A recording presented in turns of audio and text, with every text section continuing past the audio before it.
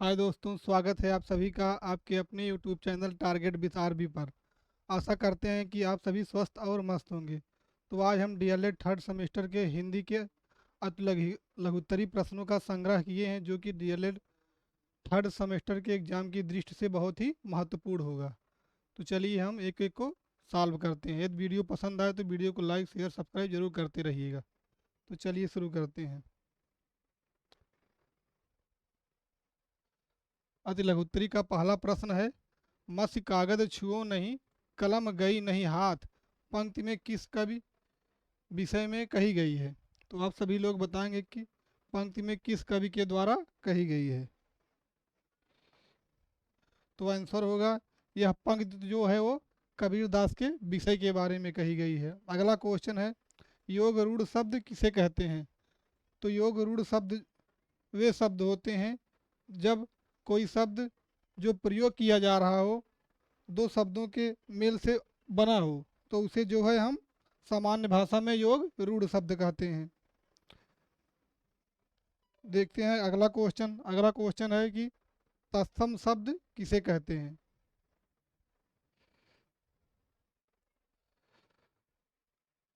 अगला प्रश्न, तत्सम शब्द किसे कहते हैं, उदाहरण सहित बताइए।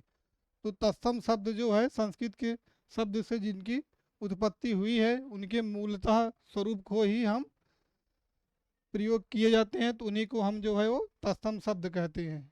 उदाहरण जैसे कि हस्त, अग्नि, आम्र आदि हैं। अगला क्वेश्चन है, मूल्यांकन के उपकरण बताइए।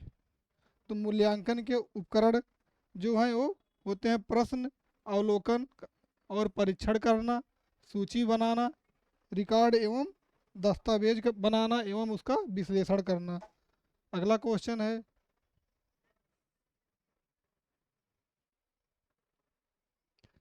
किन्हीं चार तत्सम शब्दों का तद्भव रूप लिखिए। तो पहला है चतुर्दश। तो चतुर्दश का जो है वो तद्भव होता है 14। अगला है अश्रु। अश्रु का जो है वो तद्भव रूप होता है आंसू। अगला है अनर्थ। तो अनर्थ का जो है तद्भव रूप वो होता है अनाड़ी। अगला है अंधकार। तो अंधकार का जो है वो तत्सम रूप जो होता है तद्भव रूप होता है वो होता है अंधेरा। देखते हैं अगला क्वेश्चन।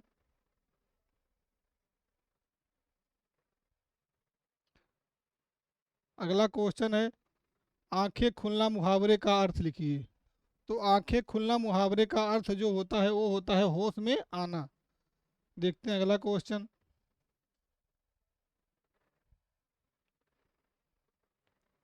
अगला क्वेश्चन है, अनुप्रास अलंकार का एक उदाहरण लिखिए। तो अनुप्रास अलंकार का एक उदाहरण जो है, तरनी तनुजा तट तमाल तरुअर बहुछाए। अनुप्रास अलंकार जो है वह अलंकार होता है जहाँ एक ही वर्ण की आवृत्ति जो है वो बार बार हो, वहाँ पे अनुप्रास अलंकार। जैसे यहाँ ताकि जो है आवृत्ति बार बार हुई है, तो यहाँ पे जो होगा वो अनुप्रास अलंकार होगा। अगला क्वेश्चन है, उप तथा प्रति उपसर्ग लगाकर दो शब्द लिखिए। तो उप जो है उपकार भी होता है, उपभेद भी होता है, उपनयन भी होता है, उपसंहार भी होता है। आप स्वयं से भी और शब्द बना सकते हैं। अगला है प्रति।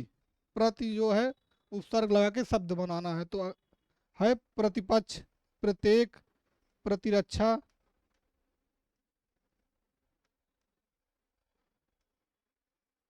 प्रतिरक्षा, प्रतिफल।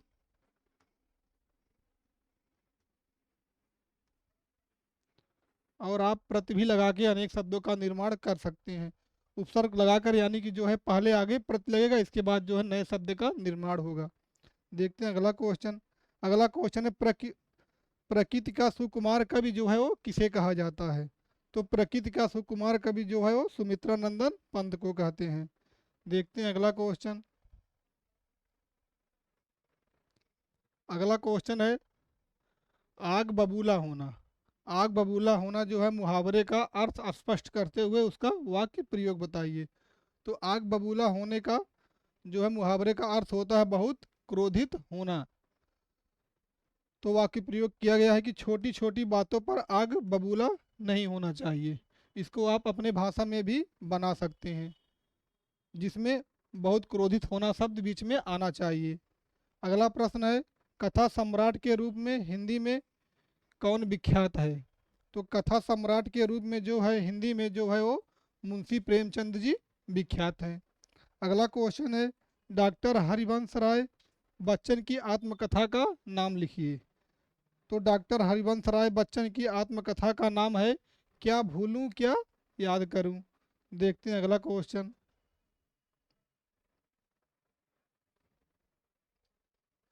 अगला क्वेश्चन है, राम ने रावण को मारा वाक्य को कर्मवाच्य में जो है वो परिवर्तन करना है। तो यहाँ जब परिवर्तन करेंगे तो जो है राम रावण को राम ने मारा, तो यह जो है यहाँ पे कर्मवाच्य में यह परिवर्तन हो जाएगा। अगला क्वेश्चन है, अवधि खोपड़ी मुहावरे का अर्थ बताइए। तो अवधि खोपड़ी जो है यह क्वेश्चन जो है 2022 में पूछा गया था, जो कि डीएलएड थर्ड सेमेस्टर एग्जाम की दृष्टि से बहुत ही महत्वपूर्ण है। तो पूछा गया था अवधि खोपड़ी मुहावरे का अर्थ। तो मुहावरे का अर्थ होता है कि मूर्खतापूर्ण जो है वो किसी कार्य को करना। अगला क्वेश्चन देखते हैं, सुलेख किसे कहते हैं? तो सुलेख वे होते हैं जिनको हम सुंदर लिखना शब्द को ही हम सुलेख कहते हैं। देखते हैं अगला क्वेश्चन।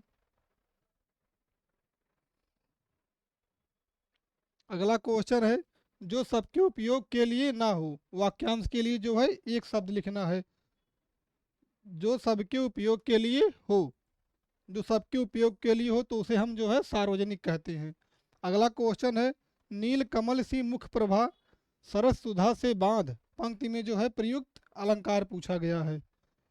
तो वहाँ अभी हमने बताया कि जहाँ कहीं पर भी सा सी से आए वहाँ पे जो है उपमा अलंकार होता है। तो यहाँ बीच में आया है सी, तो यहाँ पे कौन सा अलंकार होगा? उपमा अलंकार। अगला क्वेश्चन देखते हैं, आकाश का चांद हाथ आना मुहावरे का अर्थ पूछा गया है। तो आकाश का चांद हाथ आने का मतलब होता है असंभव कार्य को जो है वो संभव बनाना। देखते हैं अगला क्वेश्चन। अगला क्वेश्चन है, बीड़ा वादनी वर्द पंक्ति के रचयिता जो है कौन है? इसमें बीड़ा वादनी वर्द पंक्ति के रचयिता के बारे में पूछा गया है। तो इसके रचयिता जो है वो सूर्यकांत त्रिपाठी निराला जी हैं। अगला क्वेश्चन है, चतुर्दिक और यथाविधि शब्दों में प्रयुक्त समास के नाम लिखिए। तो इसमें जो है चतुर्दिक और यथाशक्ति जो में दोनों में समास पूछा गया है। तो चतुर्दिक शब्द में जो है वो द्विगु समास हो, क्योंकि यहाँ पे जो है वो गिनती है, जहाँ कहीं भाई वाक्य में पहले गिनती शब्द आए वहाँ पे जो है वो द्विगु समास होता है। और यथाशक्ति, और इसमें यह भी है कि जहाँ कहीं भी उपसर्ग हो पहले तो वहाँ पे जो है अव्ययी भाव समास होता है। तो यथाशक्ति में जो है वो अव्ययी भाव समास होगा। अगला क्वेश्चन है, 12 बाट होना लोकोक्ति का अर्थ बताते हुए इसको वाक्य प्रयोग करना है। तो 12 बाट होना का मीन्स होता है बंटवारा होना। तो वाक्य प्रयोग में है, राकेश अपने भाइयों से 12 बाट हो गया। देखते हैं अगला क्वेश्चन। अगला क्वेश्चन है, ता था दा धा का उच्चारण स्थान बताइए। तो इसमें ता था धा का उच्चारण स्थान जो है वो दंत होता है। अगला क्वेश्चन है, आग और हाथी का तत्सम रूप लिखिए। तत्सम रूप जो कि संस्कृत से हिंदी में जो है उसी के समान आए हैं, उसी को जो है हम तत्सम रूप कहते हैं। जैसे आग, तो आग होगा, अग्नि होगा, वह अग्नि हो जाएगा संस्कृत रूप में। और जो हाथी का है वो गज हो जाएगा, गज मीन होता है हाथी। अगला क्वेश्चन है, उपकार के बदले किए जाने वाले उपकार को जो है क्या कहते हैं? तो उपकार के बदले किए जाने वाले उपकार को हम प्रत्युपकार कहते हैं। अगला क्वेश्चन है, किस भाषा का स्वरूप अनिश्चित होता है? तो जो है अनौपचारिक भाषा का जो है स्वरूप वो अनिश्चित होता है, और औपचारिक भाषा का निश्चित होता है। अनौपचारिक भाषा का जो है स्वरूप वो बहुत विस्तृत होता है, उसकी कोई सीमा नहीं होती है। देखते हैं अगला क्वेश्चन। अगला क्वेश्चन है, देशज शब्द किसे कहते हैं? उदाहरण सहित बताइए। तो देशज शब्द वे होते हैं जो हमारे देश में जिसकी उत्पत्ति हुई अज्ञात नहीं है, उसको हम जो है ज्ञात नहीं कर सकते हैं, उसे हम देशज कहते हैं। ये शब्द किसी से भी भाषा से भी लिए जा सकते हैं जो हमारे देश में बोले जाते हैं। उदाहरण जैसे कि लोटा, खिड़की, डिब्बा, ठेस और इत्यादि होते हैं। अगला प्रश्न है तद्भव शब्द किसे कहते हैं, उदाहरण सहित समझाइए। तो वे शब्द जो संस्कृत भाषा के हैं किंतु धीरे धीरे उनके स्वरूप बदल गए हैं और वह हिंदी में प्रयुक्त होने लगे हैं, उससे जो है हम तद्भव शब्द कहते हैं। जैसे कि हाथ, आग, आम, नंगा आदि शब्द हैं। देखते हैं अगला क्वेश्चन। अगला क्वेश्चन है जीवन निर्वाह तथा बीड़ा वादनी में प्रयुक्त समास का नाम लिखिए। तो आप सभी बताएंगे कि जीवन निर्वाह में कौन सी सम होती है। तो यहाँ पूछा गया है जीवन निर्वाह, तो जहाँ कहीं पर भी कारक का लोप हो वहाँ पे जो है हमेशा तत्पुरुष समास होता है, और जहाँ पे उसका अलग अर्थ निकले, बोलने पे उसका दूसरा अर्थ निकले, वहाँ पे हमेशा बहुब्रीहि समास होता है। जैसे जीवन निर्वाह में तत्पुरुष समास है, जीवन का जो है वो निर्वाह, यहाँ पे का जो है यहाँ पे लोप है, का लोप है, तो यहाँ जो है तत्पुरुष समास होगा, और बीड़ा वादनी में जो है वो बहुब्रीहि समास होगा। अगला क्वेश्चन है रूढ़ि शब्द किसे कहते हैं। तो रूढ़ि शब्द जो है उसे कहते हैं जिसको हम तोड़ ना सकें, जिसका तोड़ने पे कोई अर्थ ना निकले, उसे हम रूढ़ शब्द कहते हैं। एग्जाम्पल है आम, नाक, कलम आदि। इसको यदि हम तोड़ते हैं तो कोई इसका अर्थ नहीं निकलेगा। देखते हैं अगला क्वेश्चन। अगला क्वेश्चन है यौगिक शब्द किसे कहते हैं, उदाहरण सहित समझाइए। तो जो शब्दों के योग से बनते हैं वे जो है यौगिक शब्द कहलाते हैं। तो जैसे कि विश्वविद्यालय, यानी कि जिस शब्दों को हम तोड़ें उसका अर्थ जो है निकले, वो जो है यौगिक शब्द कहलाते हैं। जैसे कि विश्वविद्यालय, पुस्तकालय और छात्रावास। तो इसको हम यदि तोड़ते हैं तो पुस्तक के लिए आलय, यानी पुस्तक को संग्रह करने का आलय, और जो छात्रों के लिए आवास। देखते हैं अगला क्वेश्चन।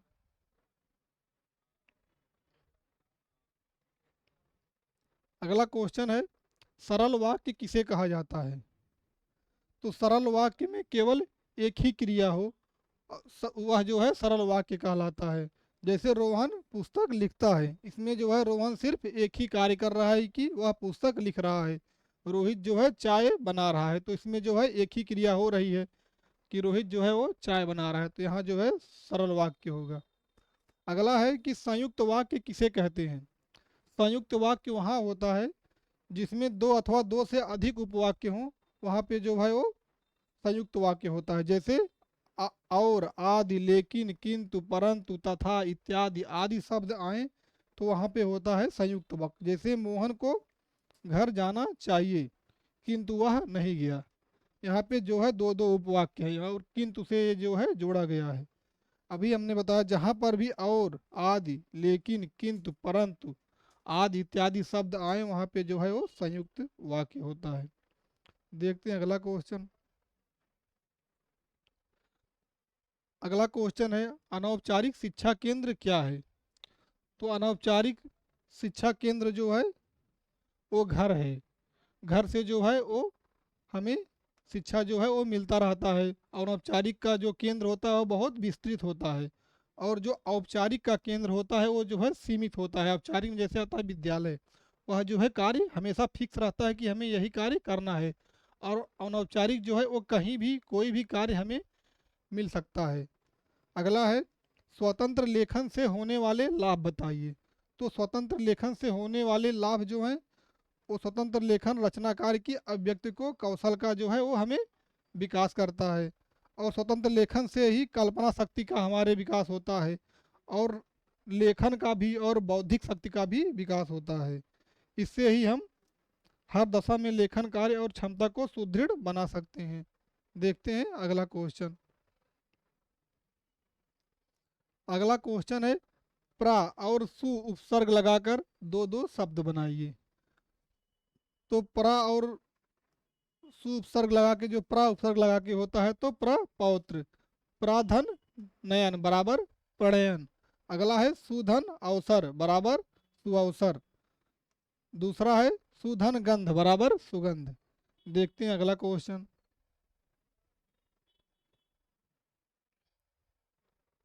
अगला क्वेश्चन है समुद्र शब्द के चार पर्यायवाची शब्द लिखिए। तो समुद्र शब्द के चार पर्यायवाची हैं जलिद, जलधि, सिंधु, सागर और उदधि। अगला है एक दंत एवं नील कमल में प्रयुक्त समास के नाम बताइए। तो एक दंत में जो है वो तत्पुरुष समास होगा और जो है नील कमल में कर्मधारय समास होगा, जैसे कि नीला है जो कमल। अगला क्वेश्चन है खाने के दांत और दिखाने के और कहावत का अर्थ स्पष्ट कीजिए। तो खाने के दांत और दिखाने के, तो इसका अर्थ होगा कथनी और करनी में जो है वो अलग अंतर होता है। देखते हैं अगला क्वेश्चन।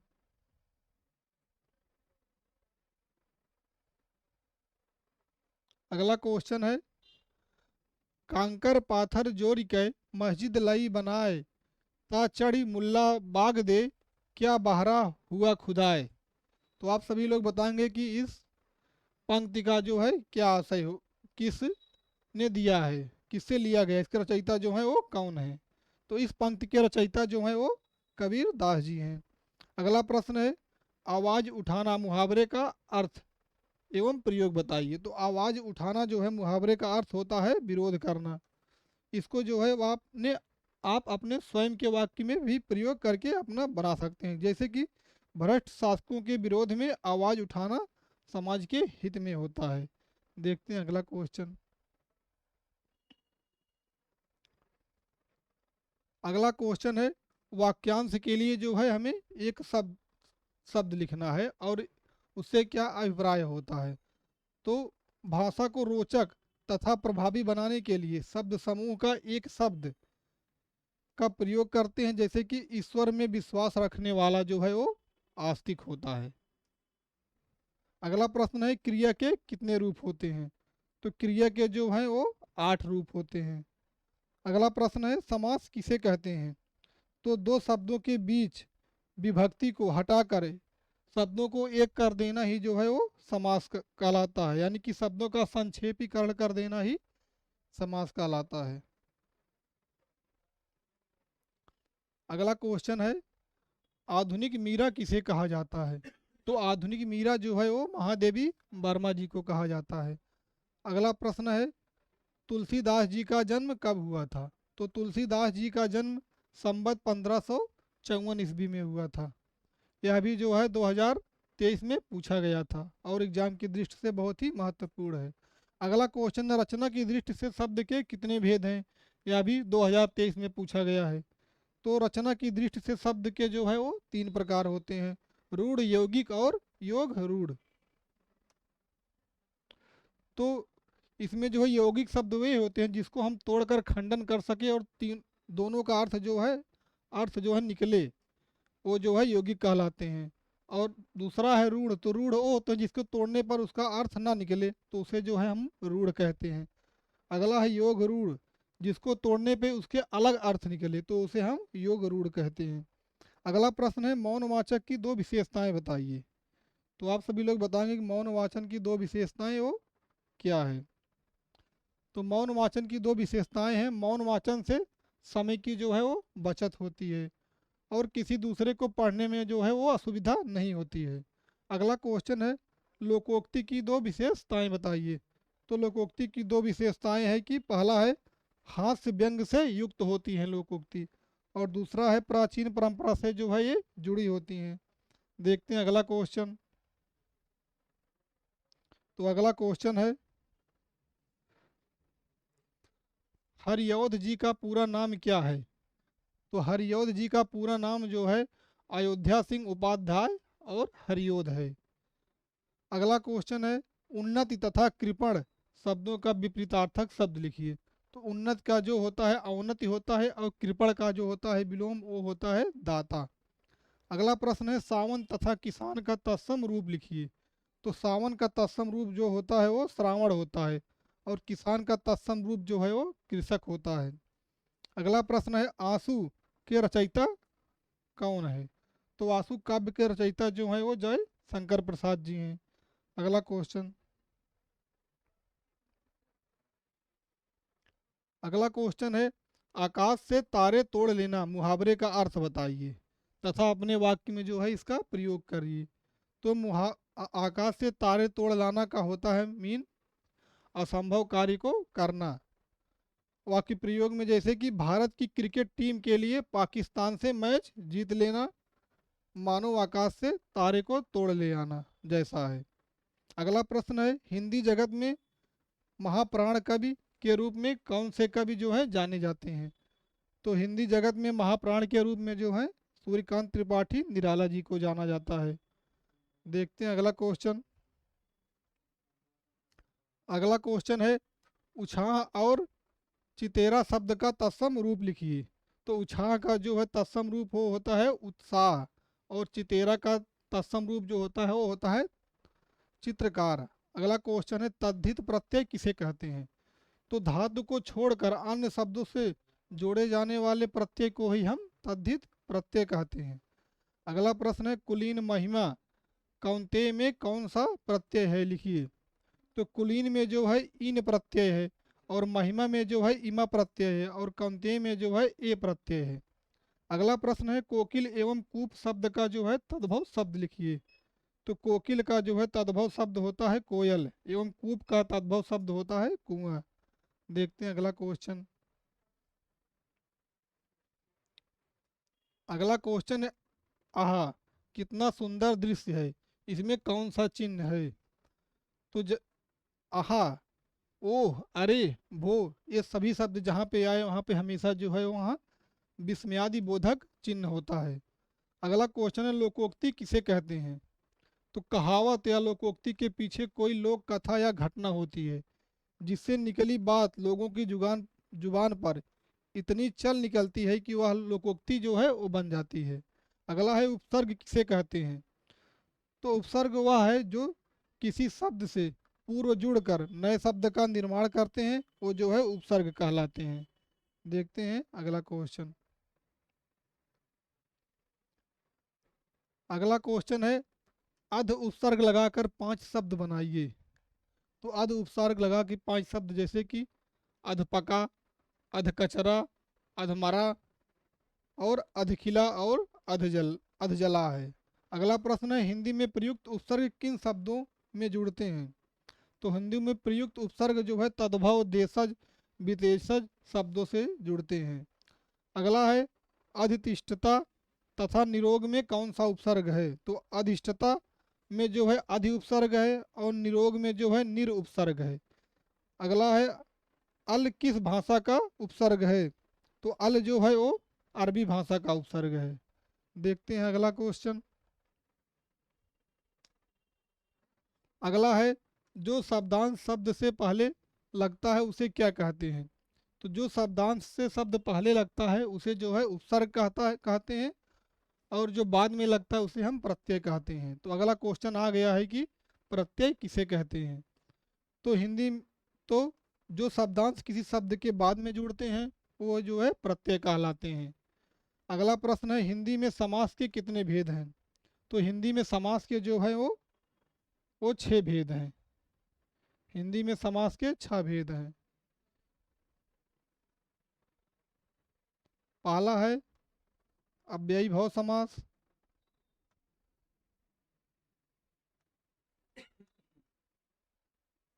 पहला अव्ययी भाव समास।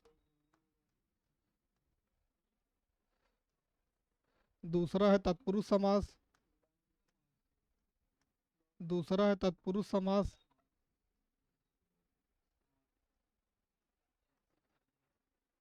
दूसरा है तत्पुरुष समास। तीसरा है कर्मधारय समास।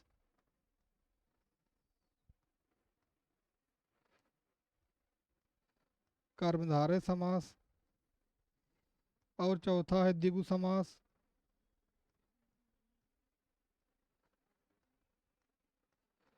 द्विगु समास।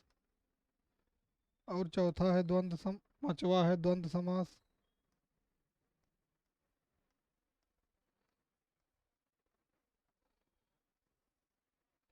और छठवा जो है वो बहुब्रीहि समास है।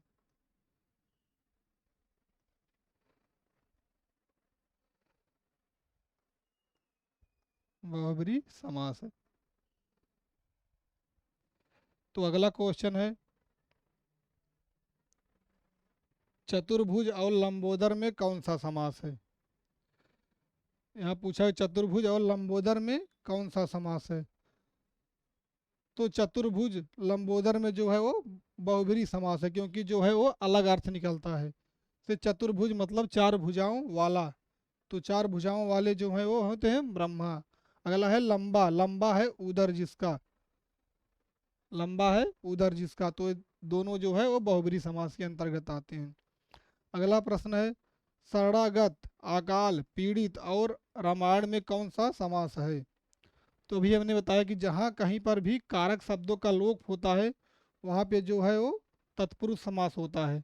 तत्पुरुष समास को 6 भागों में कारकों के माध्यम से उसको हम वर्णित करते हैं। तो यहाँ जो है वो सभी में तत्पुरुष समास होगा। अगला है, पंचवटी और त्रिवेणी में कौन सा समास है। तो जहाँ कहीं पर भी शब्द में पहले जो है वो गिनती आए तो वहाँ पे हमेशा जो है द्विगु समास होता है। तो पंचवटी और त्रिवेणी दोनों में जो है वो द्विगु समास है। देखते हैं अगला क्वेश्चन। अगला क्वेश्चन है, परमानंद और सर्वोत्तम में कौन सा समास है। तो दोनों में जो है वो कर्म धारय समास है। अगला है, भाई बहन तथा रुपया पैसा में कौन सा समास है। तो जहाँ कहीं पर भी योजक चिन्ह आए, जहाँ कहीं पर भी योजक चिन्ह आए और या विलोम हो तो वहाँ पर जो है हमेशा द्वंद्व समास होता है। अगला है, महापुरुष तथा मृग नयनी में कौन सा समास है। तो महान है जो पुरुष और मृग के समान जो है नयन, तो यहाँ पे जो है वो कर्म धारय समास होगा। देखते हैं अगला क्वेश्चन। अगला क्वेश्चन है, विराम चिन्हों में सर्वाधिक प्रयोग किस चिन्ह का होता है। तो विराम चिन्हों में जो है सर्वाधिक प्रयोग जो है वो हम अल्प विराम चिन्ह का प्रयोग सर्वाधिक करते हैं। अगला प्रश्न है, विराम चिन्हों के उपयोग से क्या होता है। तो विराम चिन्हों के उपयोग से जो है वो भाव विचार सरल और जो है वो सुबोध बन जाते हैं। अगला प्रश्न है, विस्मयादि बोधक चिन्ह का प्रयोग किस भाव के लिए नहीं नहीं होता है। तो वो जो है विस्मयादि बोधक चिन्ह का प्रयोग जो है क्रोध भाव के लिए वो नहीं होता है। विस्मयादि बोधक चिन्ह का क्रोध भाव के लिए नहीं होता है। अगला क्वेश्चन।